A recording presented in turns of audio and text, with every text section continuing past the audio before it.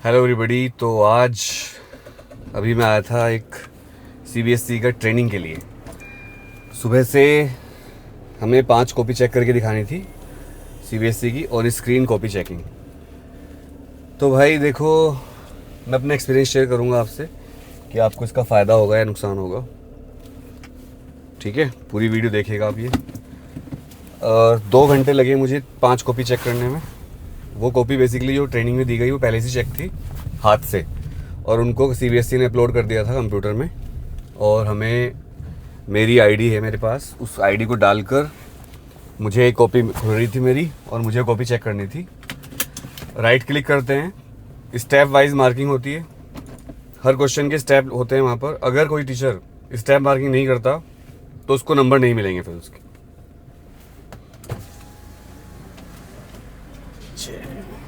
और अगर teacher step marking करता है तो मार्क्स मिलेंगे, नहीं तो नहीं मिलेंगे। इसके अलावा अगर किसी बच्चे ने कोई क्वेश्चन अटेम्प्ट नहीं किया, जय श्री राम, तो जय श्री राम, तो अगर किसी बच्चे ने क्वेश्चन अटेम्प्ट नहीं किया तो उसके मार्क्स फिर उसको लिखने पड़ेंगे टीचर को नॉट अवेलेबल NA। अगर किसी बच्चे ने कोई पेज खाली छोड़ा है तो उसको लिखना पड़ेगा वहाँ पर क्रॉस का निशान टीचर को। मतलब सीबीएसई ने एक बहुत ही ज़बरदस्त सॉफ्टवेयर बनाया है। पिछली बार जब ये ऑन स्क्रीन कॉपी चेकिंग हुई थी 2016 में, तब ये सिस्टम इतना अच्छा नहीं था। आज ये सिस्टम बहुत स्ट्रॉन्ग लगा मुझे सीबीएसई का। और एक दिक्कत हो गई बच्चों के लिए, वैसे तो सब कुछ बढ़िया हो जाएगा, एकदम सारी चीज़ें स्कैन होकर डिजिटल फॉर्म में सीबीएसई के पास आ जाएंगी, ना कोई रीचेकिंग का इशू रहा, ना कोई, मतलब बहुत ही ट्रांसपेरेंट हो गया। बट पहले क्या होता था, टीचर हाथ से नंबर देते थे। तो अगर किसी बच्चे ने कुछ नहीं भी लिख रखा है तो टीचर कई बार, जो अच्छे टीचर होते थे, वो बच्चों को पास करने के लिए कोई फॉर्मूला लिख दिया टीचर ने अपने हाथ से, या डायग्राम बना दिया, या बच्चे के छोटे मोटे डायग्राम पे सही आंसर दे दिया। बट अब मुश्किल हो जाएगा, क्योंकि अब वहाँ पर लिखना पड़ेगा किस ऑप्शन में कितने नंबर दिए। ये तो पहले भी लिखना था, पर पहले मैनुअली था, हाथ से था सब कुछ। अब राइट क्लिक होगा, उसमें ऑप्शन आएंगे, आपको 0 नंबर देने हैं, 0.5 देने हैं, 1 देने हैं, 2 देने हैं। तो बहुत ही एडवांस है, और टीचर को बहुत टाइम लगेगा इसमें। खासकर ऐसे टीचर जिनको टेक्नोलॉजी के बारे में नहीं पता है, उनको बहुत दिक्कत आएगी इसमें भाई। वो तो नहीं कर पाएंगे इसको, ट्रेनिंग के बाद भी उनको दिक्कत आएगी। मुझे खुद आज 2 घंटे लगे 5 कॉपी चेक करने में। इवन अगर कंप्यूटर आपके पुराने हैं तब भी नहीं होगा, बहुत एडवांस थोड़े से कंप्यूटर चाहिए। 4 GB रैम और पेंटियम 4 के बाद ही वाले कंप्यूटर शायद काम करेंगे, नहीं तो हैंग होते रहेंगे। तो सीबीएसई का प्लान बहुत तगड़ा है। अब मेरी ड्यूटी कब से लगेगी मुझे पता नहीं है, कब से कॉपी चेकिंग के लिए बुलाएंगे, बट आज ट्रेनिंग थी और अभी कहीं ट्रेनिंग कॉपी चेकिंग शुरू नहीं हुई है। बट अब मैं कुछ अच्छी बातें बता देता हूँ आपको। जो बच्चा स्टेप वाइज काम करेगा, वो बच्चे जिनको अच्छे नंबर मिलेंगे उनका बता देता हूँ, किस किस बच्चे को अच्छे नंबर मिलेंगे इस साल, वो मैं पूरी बात एक्सप्लेन कर देता हूँ। पहली बात, जो बच्चे स्टेप वाइज करेंगे सॉल्व, वो उनके नंबर अच्छे आएंगे। नंबर 2, जो बच्चे सेक्शन वाइज करेंगे शुरू से लास्ट तक बिल्कुल तरीके से, उनके नंबर अच्छे आएंगे, क्योंकि उनको टीचर को कॉपी चेक करने में बहुत आसानी रहेगी, और टीचर का मूड थोड़ा अच्छा हो जाएगा, और वो आपको कहीं ना कहीं स्टेप पे नंबर दे के जाएगा। जो बच्चे साफ साफ लिखते हैं, खुला खुला लिखते हैं, जिनके डायग्राम बहुत क्लियर होते हैं, उनको अच्छे नंबर मिलेंगे।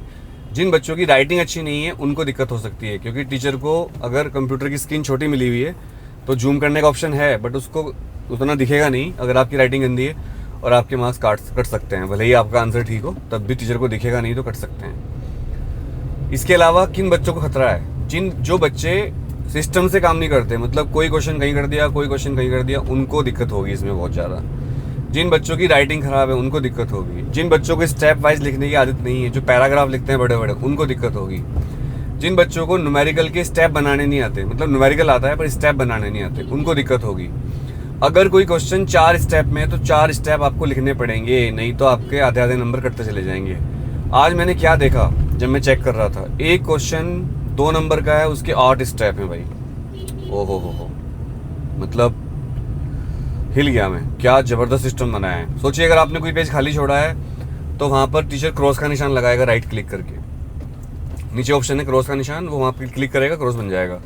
अगर आपने कोई क्वेश्चन अटेम्प्ट नहीं किया, क्वेश्चन नंबर डाल रखा है, तो टीचर वहाँ लिखेगा NA नॉट अवेलेबल, मतलब, और वो चढ़ जाएगा वहाँ ऑटोमेटिक। और जब तक टीचर की कॉपी में गड़बड़ होगी, अभी क्या होता था, कुछ कॉपी चेक करने से रह जाती थी, अब नहीं होगा ऐसा, क्योंकि जब तक वो सारे सवाल पे क्लिक नहीं करेगा टीचर, नंबर पर क्वेश्चन के, तो उसकी कॉपी सबमिट ही नहीं होगी।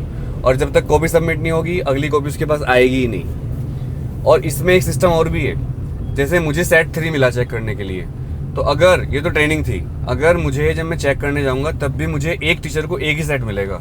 इससे क्या होगा, उस टीचर को सेट करने में आसानी रहेगी। मतलब अगर मान लो मेरा CBSE रियल चेकिंग में सेट 3 मिलता है मुझे, तो सारी कॉपी सेट 3 आएंगी मेरे पास। लेकिन कॉपी कहाँ से फैच होगी ये नहीं पता होगा। मान लो एक कॉपी दिल्ली के स्कूल की आ गई, एक देहरादून के स्कूल की आ गई, एक सहारनपुर की आ गई, एक मुजफ्फरनगर की, कुछ पता नहीं होगा, मिक्स हो जाएगा सब कुछ CBSE के सर्वर पर और कॉपी कहीं से भी उठ के आ जाएगी। तो ये एक आमूल चूल परिवर्तन हो रहा है और आप देखना ये सिस्टम CBSE का बहुत बड़ा सिस्टम बनने वाला है और इसके बाद बहुत सारे परिवर्तन आएंगे। लेकिन मैं थोड़ा प्रेशर फील कर रहा हूँ क्योंकि अभी एज ए कोचिंग टीचर हमारा नया सेशन शुरू होगा और थोड़ा कंस्ट्रक्शन वर्क भी चल रहा है हमारे कोचिंग में, प्लस हमें स्कूल की कॉपी भी चेक करनी पड़ रही है 11th की। आज मैं बंडल लेके आया हूँ 11th का। और इधर अगर CBSE की ट्रेनिंग लंबी चलती है, क्योंकि आज मैंने जब कॉपी चेक करी तो बहुत बार वो सबमिट ही नहीं हो रही थी। पूरी कॉपी चेक करने के बाद उसको सेव करना पड़ता है।